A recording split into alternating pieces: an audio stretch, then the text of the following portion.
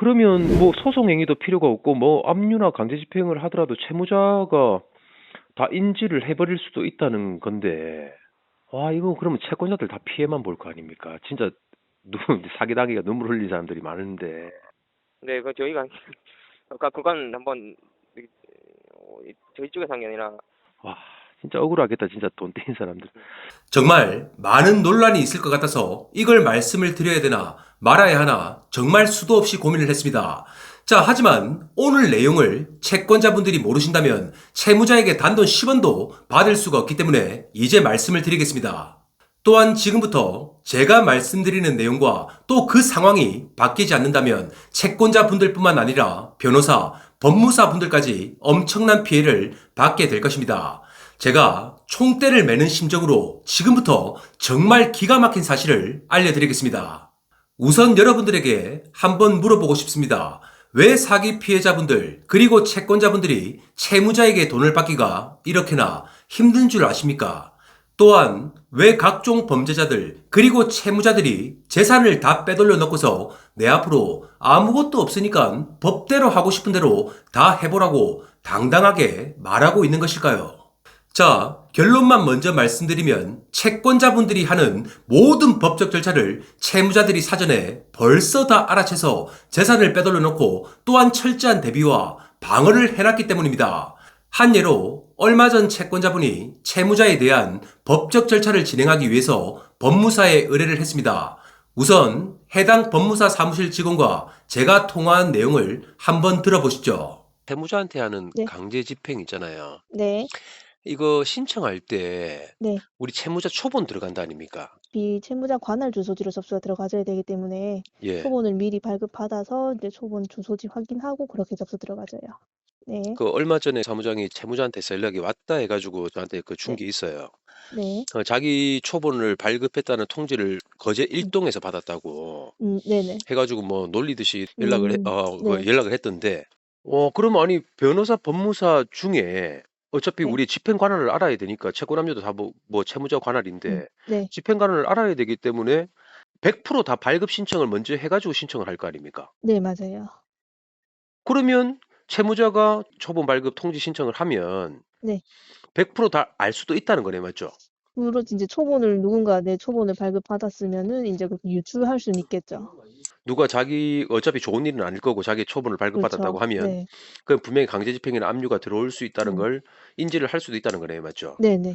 소송 절차를 진행하든 또한 채무자에 대한 압류, 집행, 경매 등의 어떤 법적 절차를 진행한다고 하더라도 채무자의 초본은 무조건 발급을 하게 되죠.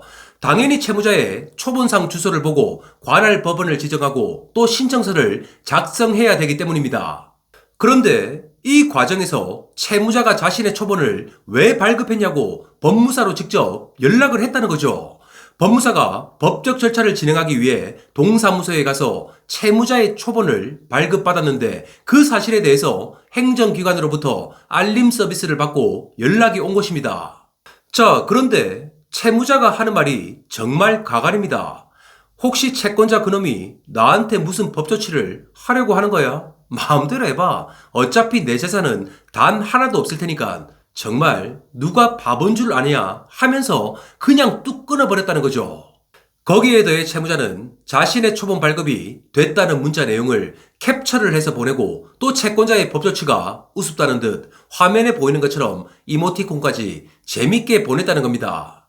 위에서 말씀을 드린 것처럼 채무자에 대한 무슨 법적 절차를 진행하든 가장 기본적으로 아니 무조건 들어가야 되는 서류가 채무자의 초본이죠.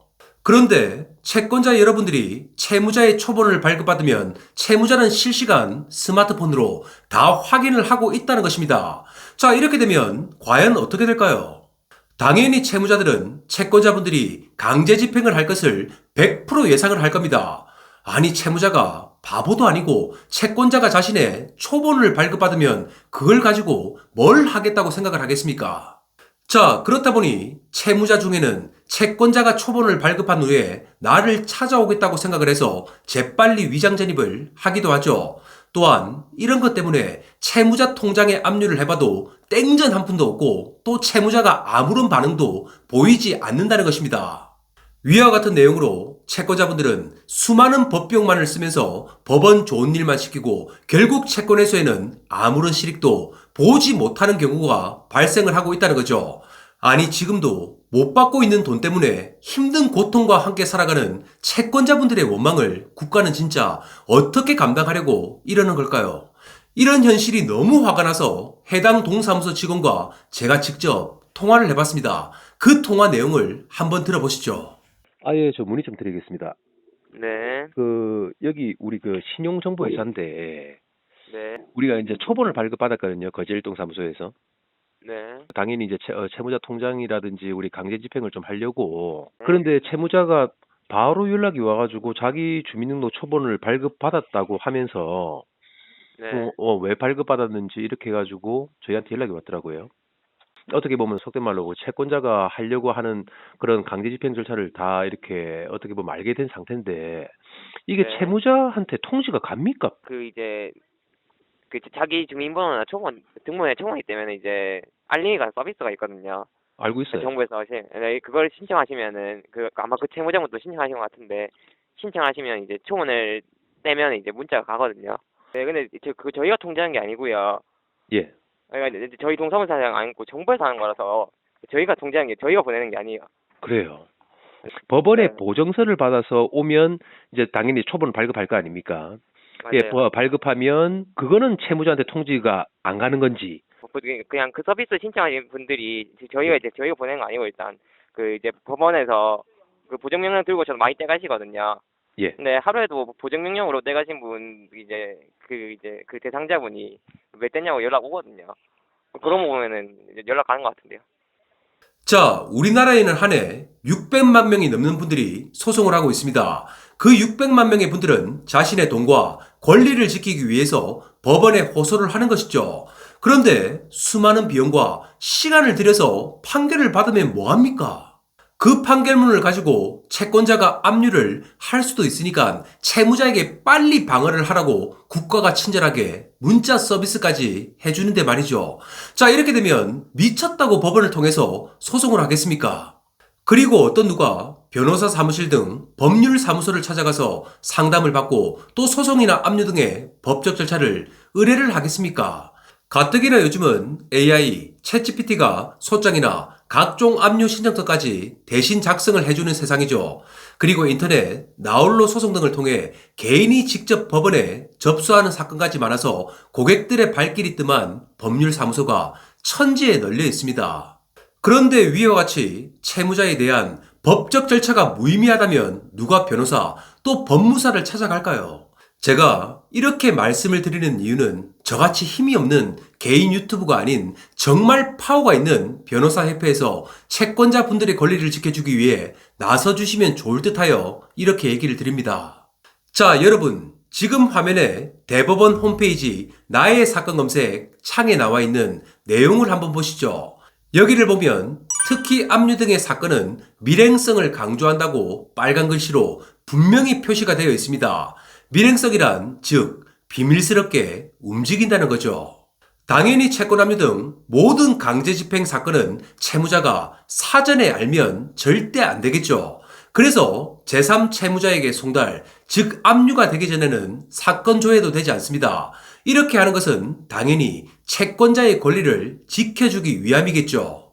자, 그런데 사법부에서는 비밀스럽게 움직인다고 되어 있고 반대로 행정부는 그 사실을 전부 채무자에게 통지를 해주고 있는데 이건 무슨 시츄에이션인가요?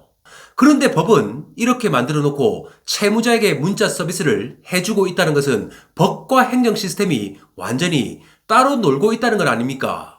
자, 그렇다 보니 채권자분들이 판결문을 받고 나서 강제 집행을 하더라도 채무자들은 모든 재산을 다 빼돌려 놓고서 난 개인회생이나 파산을 할 거라면서 뻔뻔하게 나오고 있다는 겁니다. 정말 사법부와 행정부의 면밀한 업무 협조와 개선이 없다면 앞으로 채권자분들의 피해는 감당할 수도 없이 계속 늘어만 나게 될 겁니다. 제발 우리 대한민국을 돈 떼먹기 좋은 나라 그리고 사기꾼 공화국으로 국가 스스로가 만들지 않았으면 합니다.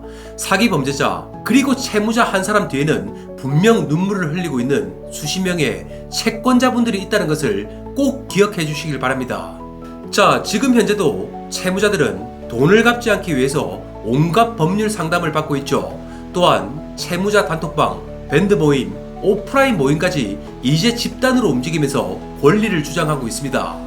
채무자로서 채무 변제에 대한 책임과 의무를 다하는 것이 아닌 돈을 갚지 않을 수 있는 권리를 주장하고 있다는 말입니다. 자, 하지만 정작 피해자분들 그리고 채권자분들의 대책 모임은 찾아보기가 힘들죠. 이제는 채권자분들이 자신의 돈과 권리를 찾기 위해서 움직이지 않는다면 채무자 친화적인 법률만 계속해서 생겨나게 될 것입니다. 오늘 안타까운 마음에 말씀을 드렸습니다. 이상 돈을 받게 도와주는 돈도의 이성훈이었습니다. 감사합니다.